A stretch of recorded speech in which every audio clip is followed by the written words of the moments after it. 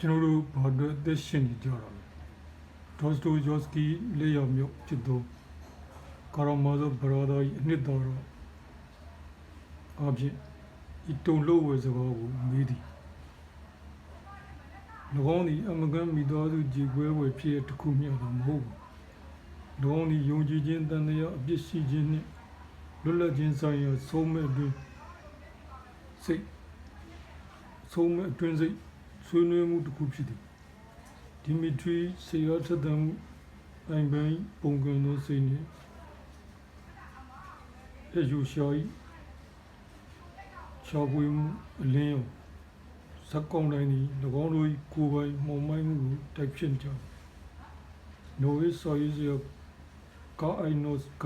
ထောက်ပြခဲ့သည့်အတိုင်းဒေါစတိုဂျေစကီကျွန်ုပ်တို့ကတိကျသောအဖြစ်မပေးပါ၎င်းတို့သည်ကျွန်ုပ်တို့၏ကိုယ်ပိုင်မိဂုံးများကိုနဲ့ဆိုင်သုံးသူတွန်းပို့သည်ဒီဝိတုရဲ့အကြီးမားဆုံးလိုအပ်ချက်ကဖုန်းတော်ကြီးဇိုစီမာ၏အချမ်းဉာဏ်နှင့်တို့ကြောကြားသောတောင်းဆိုချက်ဖြစ်သည်ဘဝကို၎င်း၏